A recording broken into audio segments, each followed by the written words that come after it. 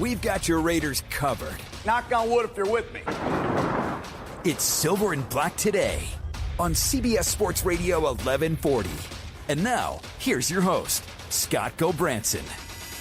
Welcome back to the Silver and Black Today here on CBS Sports Radio 1140. Yes, the sports world is sort of stopped, but Raider Nation never does. And the NFL moves forward as we had a busy week in free agency, not only for the Raiders, but around the league.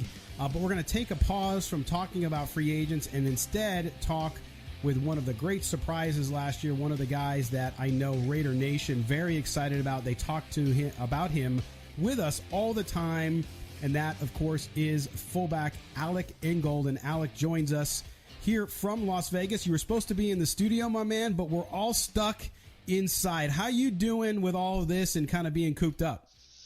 We're making it work, man. That's for sure. Would have been nice to be in the studio and drive around a little bit, but we're all doing our part. We are, and we definitely appreciate you taking the time out of your day to join us. And Alec, last year you come out of the University of Wisconsin, undrafted rookie.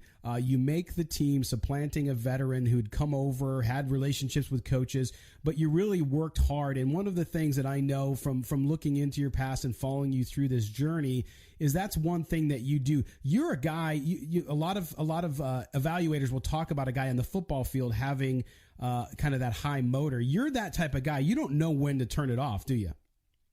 Yeah, I mean, I think that's where if there's anything that I want to be, it's going to be that. Want to outwork people. I think it's just something that I've always, grown up, just parents kind of instilled in me, and I think that's something that you put on a football field and people, it's a contagious energy for a team for sure. Yeah, and of course, Jon Gruden, known for loving his fullbacks and tight ends, and you guys just went out and signed 2 more tight ends in free agency early on. But you look at your career, starting, you're from Green Bay, Wisconsin. Not a lot of guys come out of Green Bay, Wisconsin. We'll talk about that. But Bayport High School, you're a quarterback. You originally commit to Northern Illinois, where you were going to be a Husky there. And then you change, you go to Wisconsin, you play linebacker, right? And then you switch over to fullback. So you've gone from quarterback to linebacker to fullback. Talk about that journey and what did you learn from each one of those positions as you were playing them? Yeah, I mean, I think starting at quarterback, you want to play the game and impact the game as much as possible, and quarterback's the guy that touches the ball every play. So, moving with that was kind of, okay, you get to run the offense, you get to learn how to read defenses a little bit. Obviously high school, it's not too complex, but you still get the concept down.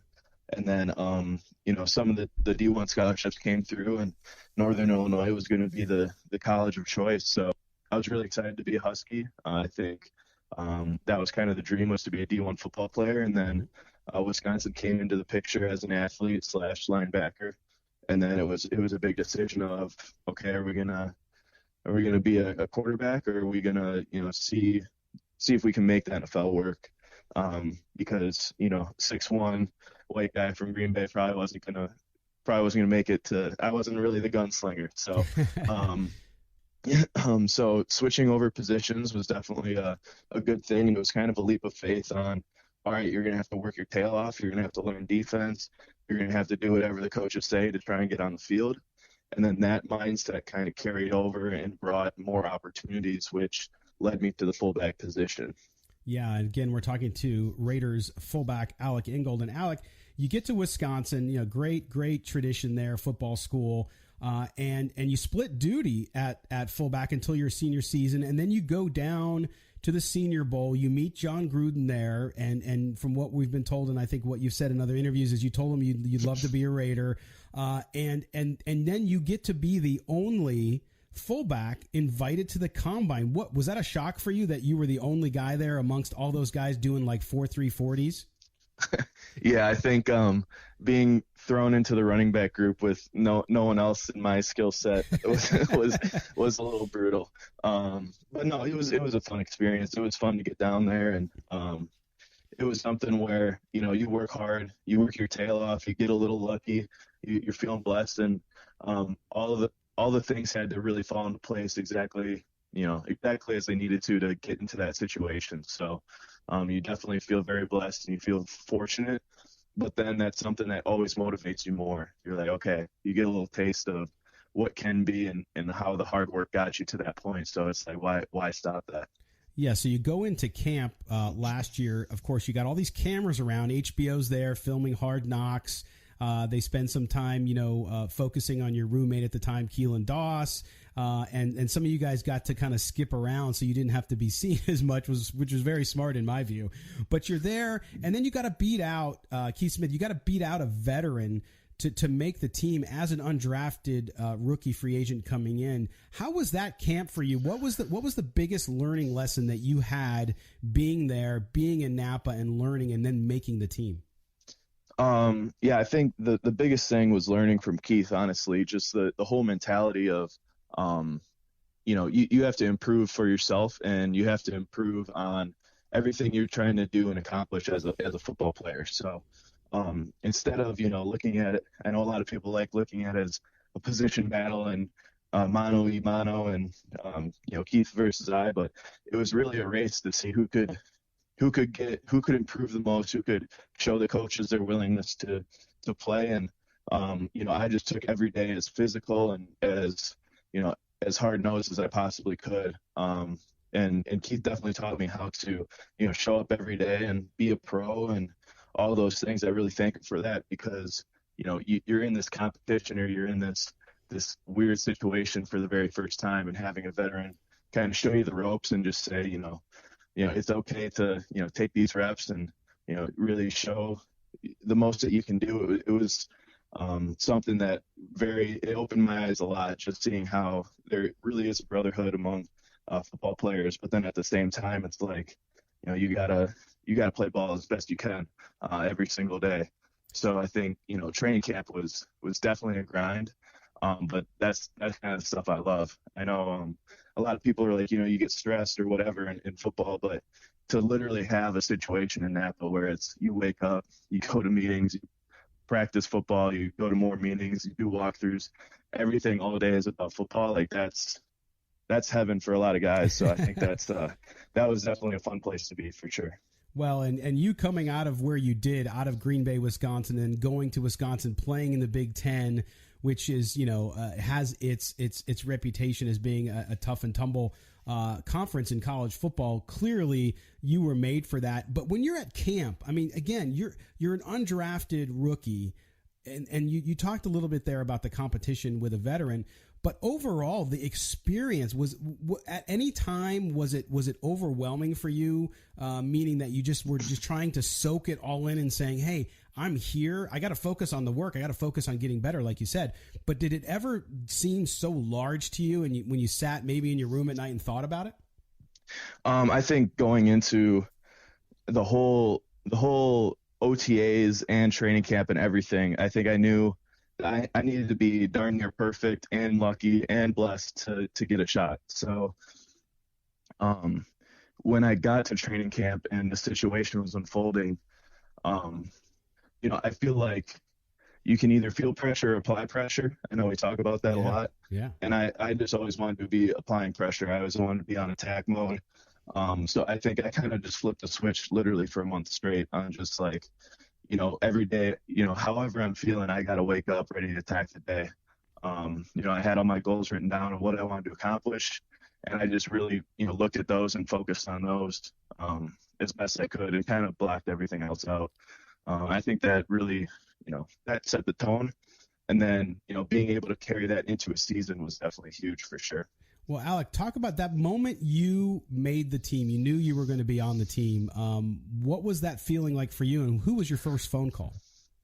Definitely my parents. They've been there for me since day one. So just knowing that, we could make this dream a reality, and you really overcome a whole lot of odds in doing that. But there's a whole support system there for you that you want to share the experience with. So getting on the phone with them was definitely a priority of mine as soon as I could. And then it was kind of a reflection period. It was like, okay, we made the team, but then it's like, okay, was the goal to make the team or was the goal to be a good football player. So, we go back to film the next day and you see everything you did wrong the day before in practice. And it's like, all right, back to reality real quick. So it didn't really take too long for me to get back into the grind mode for sure. Oh yeah, no, I'm sure. And being and it's a tough game. It's a business. So if you slip a little bit, somebody else can come right in and take your opportunity. So I can appreciate your work ethic, and that's one thing that I think people really appreciate you. Everybody jokes about Gruden's grinders, and they look at you and they say that's the kind of guy that Gruden loves. But it has to be inherent inside you, does it not, to be the kind of football player that you are, where you're constantly wanting to be better and constantly wanting to not only make contact with defensive players, but also wanting to push yourself further and further? Yeah, I mean, I think just waking up every day and being able to have my job being eating right and working out and watching film and talking to my guys, and I think just realizing how blessed of an opportunity that is and how lucky you are to just go work on your craft every day, something that you're passionate about. You get to enjoy those things. It's easy to roll out of bed. It's easy to go to the gym. It's easy to eat right. So if that's all you got to focus on, I mean, that's some good living right there. So I think, talking with a lot of the guys on the team it's that same mindset of, okay, this is what we got to focus on. Let's enjoy it. But let's also grind it out. All right, Alex. Well, we're gonna step aside for a break. We're gonna hold you over. We'll come back. We'll talk a little bit about last season, what you learned about playing for the Raiders. Also, talk to you about Coach Gruden and the future. All right, so stay right there. We're talking to Raiders fullback Alec Ingold. He'll be back with us after the break. You're listening to the Silver and Black today here on CBS Sports Radio 1140. Hello. You found the most in-depth coverage of the Silver and Black. This is Silver and Black Today, live on CBS Sports Radio 1140. Here's your host, Scott Gobranson. Welcome back to the Silver and Black Today here on CBS Sports Radio 1140 in Las Vegas, Nevada, the home of Raider Nation, the capital of Raider Nation now, as we are joined by phone by Raiders starting fullback Alec Ingold. Been talking to him a lot about his journey to the Raiders through college and high school and all of that. And now we'll move into talking a little bit about last year in football. So, Alec, you get into the NFL. You start playing for the Raiders. You guys have a really good early season, but it was brutal with the travel, right? Because of all of that extended road trip due to what was happening with the stadium situation and all that stuff. Talk about that for you guys. Was it besides not having? I think you guys didn't have Wi-Fi when we were in London. We were over there too, so it was tough. But when you were over there and you guys were on this extended road trip, what did that do for you amongst the running back group, amongst the offense, and amongst the team to really bring you closer and to create that kind of culture that you guys were looking to do? I think it was really important to build that culture. I mean, yeah, we didn't have Wi-Fi on the plane, so we were forced to talk to one another. Extra communication is always good, but no, it was something where every week we were kind of falling into the same pattern, the same routine. Guys are getting together at the same time, talking ball, and then we're flying so many miles across. We're going past the Mississippi River to the East Coast however many times, plus London. You get those long road trips where guys are going out to eat together on those Friday nights, out in a hotel all day Saturday. You get to spend time together, and you really get on the same wavelength. I think you kind of bring that band of brothers mentality, where it's kind of a road game. It's a hostile environment. You got your back, you got my back, I got your back type of deal. That's kind of how we were able to accomplish what we were able to in that long road trip, and then, take a few wins out of there. Well, and one of the things that I continue as we have the chat going on our video feed and in other places in social media, a lot has been talked about, and a lot of folks want to know about your relationship with Josh Jacobs, right? You guys being that fullback and that running back, how much you guys spend time. We saw it a little bit in videos that the team put out and all this kind of stuff. So a lot of PR around it.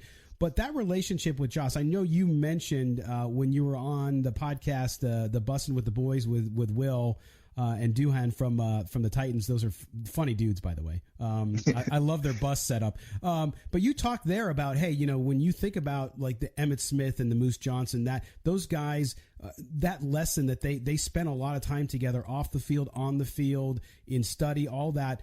That relationship with Josh, how has that progressed, and has it surprised you in any way, or do you feel like you guys are really starting to solidify what will be a great group for the next few years?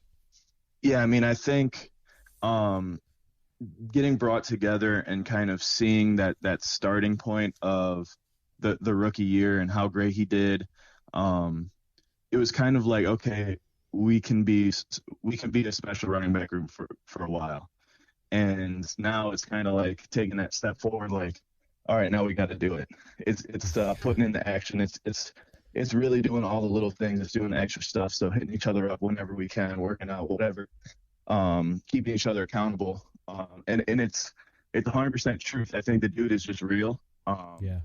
And I think, a lot of it can kind of get watered down when I say the same things, but it's just because that's just how it is. I mean, I don't know how else to describe the dude other than, he's a genuine dude who loves ball. And I think that's kind of where we both hit it off right away, is that we both like playing ball, and, having a good coach like Kirby Wilson in the running back room, kind of teaching us the ways of how he can almost like predict how we're going to perform based on our preparation, based on what we're talking about, how we're talking. So just being able to lean on a guy like that, and the amount of trust in the room is something that we need to build on, and then we can kind of set the standard this next year, moving forward. Well, and Alec, I appreciate that insight, and I think that that's what people are so excited about the Raiders' future on offense, because of you two guys and what you mean to the overall scheme there. When you look at that offense, you guys had a great start of the year, and then towards the end of the year, things got difficult, right? And you struggled a little bit.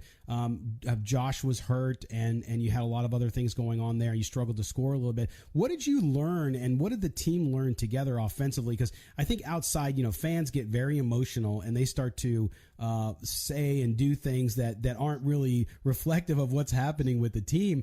But for you guys going through that end of the season where it ended a little rough, how much of a learning experience was that for everybody? And as a unit, how much more is it making you cohesive?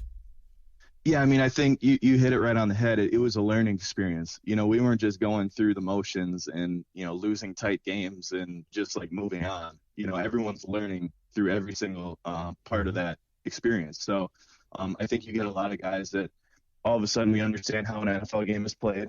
We understand how close every single game can be. We understand how close, how important first drive of a game is, first drive of the second half is. Defense makes a turnover, how important an offense is to capitalize on a short field, and vice versa. Offense being able to flip field position, pin somebody back. Like, all of those things were crazy important late in the season when everyone's feeling tired, everyone's hurt, and everyone's pushing for that last playoff spot. And I think we heard a lot of coaches and some of the vets, talking about that, but you can't fake experience, right? Right. You got to go through it. So I think a lot of guys were able to go through it, but I think everyone was mentally there, and everyone was giving it as much as they could, so that, you learn from that experience, so that the next time we're playing the Jaguars and it's a tight game and we think we have it in the bag, no one's going to let up, that type of thing. And just having that experience as a group, I think that's kind of, we definitely put it on ourselves as the players. Like, we got to, keep working hard and keeping each other accountable throughout 60 minutes plus whatever overtime is, because you realize how important those little details are. Absolutely. Again, we're talking to Raiders fullback Alec Ingold. And Alec, I think that's the one thing that Raider fans who have had seen their team struggle for a long time now, with some bright spots here and there, but they're really excited because you guys, even when games didn't go your way, no one ever saw this team quit. And I think that's a big deal. I mean, you're professionals, number one, so you shouldn't quit. But secondarily, I think it speaks to the character that you all have as a unit and the character that Coach Gruden has instilled in you and all the other coaches have instilled in you. And when you talk about Coach Gruden, right, fans have the persona. They know Chucky, right? They love Gruden. They love his quips and press conferences and all that kind of stuff. But I know playing for him, while there might be some of that there too, it's different. Is it? Talk about that, playing for Coach Gruden. What is it like for a player, especially for a rookie coming into the NFL for the first time? Yeah, so I mean, I think I would chalk it up as, all right, so the fans love his passion and the grit he shows on the sideline. Mm-hmm. He brings that every single day. And I think that's what kind of shocked me, was like, he's getting, 4, 5, 6 hours of sleep every night, whatever. He's working out. He's in the film room before anybody else. And then, like, you show up and he's ready to go. He's already rolling. He's ready to go. And it's an every single day thing where he loves football so much that you can't be in a room with him and not love football. Like, it's impossible. So I think that's kind of the separating factor, is seeing the dude show up every single day. Coach Gruden showing up every day with that passion, with that grind, and it's like that little spark in his eyes that it's like, okay, it gets you going.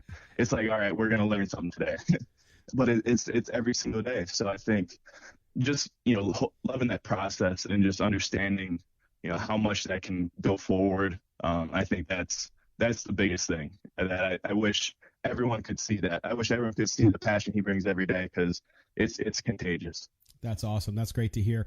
And Alec, with about a minute and a half we have left with you, just want to focus a little bit on the future. Teams here in Las Vegas, you're already here as well. We're all stuck inside, but things will change. And as we understand more about what the NFL season is going to look like, as far as the off season and preseason and camp looks like, for you going into 2020, is there one focus we saw? And by the way, thank you for your exercise video for the rest of us that the Raiders put out yesterday. It was great. You did it in the garage. It's like perfect. But you are a guy who works out hard. We saw your standing jump, all that stuff, which is amazing.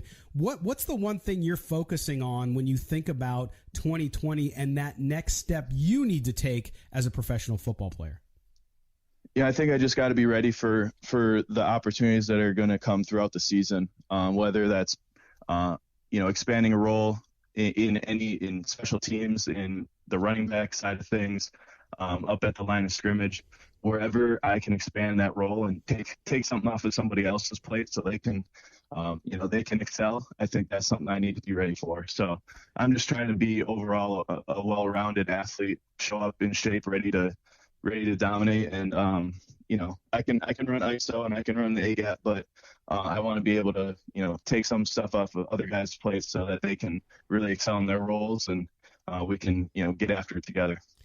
All right, Alec, listen, I want to tell you how much I appreciate you spending all this time with us today. And hopefully next time we'll have you in the studio, and I'm sure we'll see you out on the field. All right, my friend? Sounds like a plan. All right, Alec Ingold, starting fullback for the Raiders, the Las Vegas Raiders. I want to thank him for joining us. We are going to step aside. When we come back, we're going to be joined by Tommy White from the local 872. He's going to tell us, hey, the stadium's still under construction, guys. There is no delay. Despite all the madness in the world, it forges on. You're listening to the Silver and Black today here on CBS Sports Radio 1140.